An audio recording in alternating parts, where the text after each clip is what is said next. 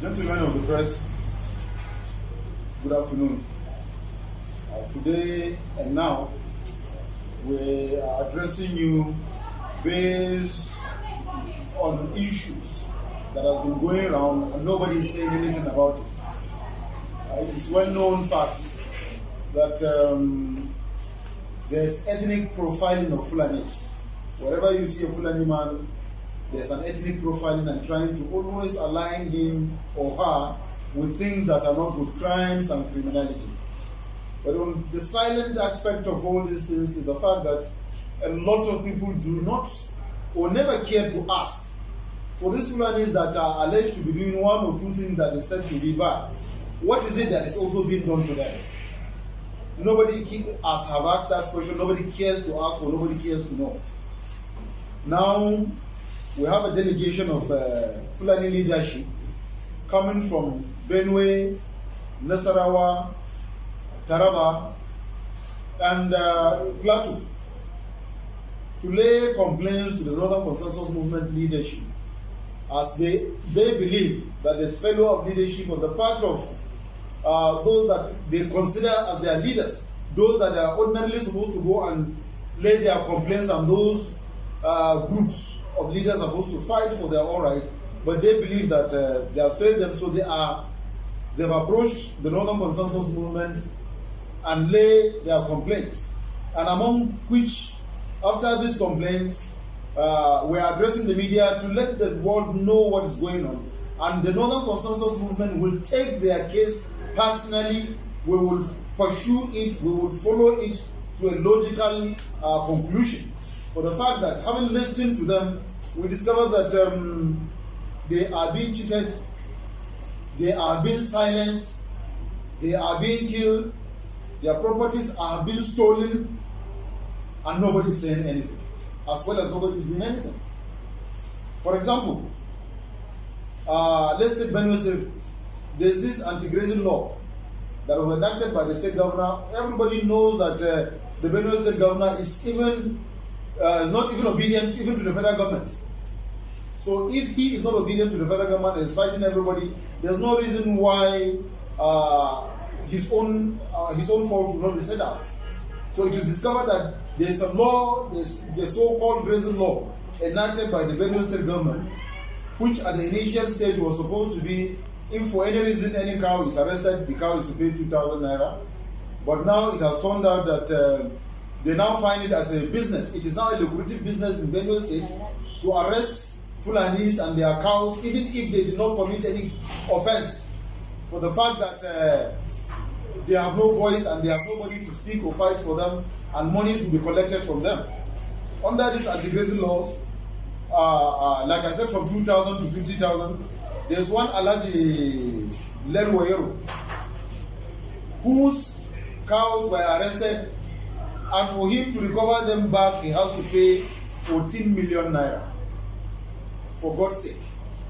The Fulani man who is fighting, struggling, first, the government has not provided, even in the Plateau State, they have not provided either school, no medical facility, no grazing areas, not even where the Fulanis will water their cows.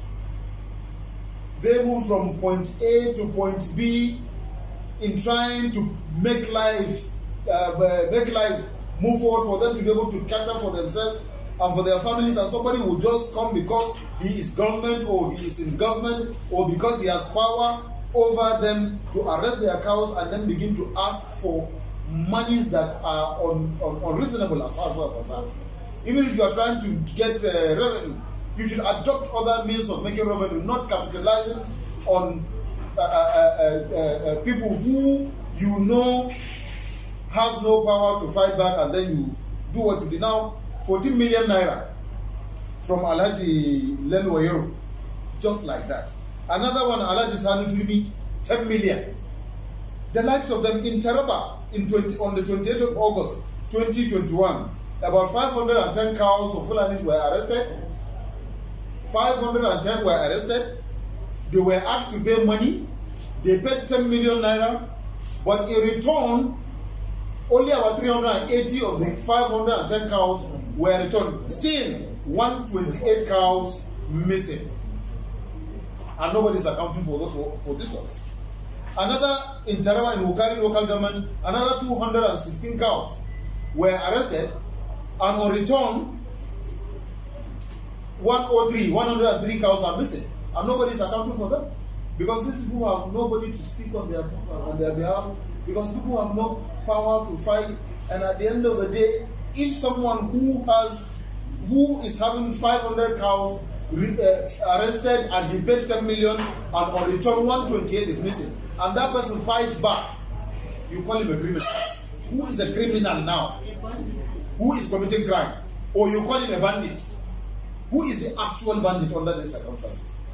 This is why, honestly, the government, most especially government at the center, need to take a proactive measure. And this calls for the reason why the Northern Consensus Movement is organizing a 3-day FULANI summit. That FULANI summit is coming up in the month of March, and it will assemble all the FULANI Argos, the Sarki Fulanis, all FULANI recognized FULANI leaders, those that are known to be fighting for the cause, genuine fight for the cause of Fulanis, will be assembled, youth and women. In fact, we've gone further to invite Lanidos of Fulanis from 8 African countries: Cameroon, Chad, Niger, Ghana, Central African Republic, Mali, Benin Republic, and Sudan. All this we've invited, and Togo also. We've invited the Lanidos, and they've agreed to attend this 3-day summit to discuss the prospects, the problems, and the prospect of Fulani. Whether anybody likes it or not, Fulanis, most especially in Nigeria, constitute about 15% of the GDP. These are independent people that don't depend on government. God has so blessed them with their own riches, but they ask nothing of government. And also the government don't even do anything for them. But even at that they are on their own, trying to fend for themselves, to take care of their families.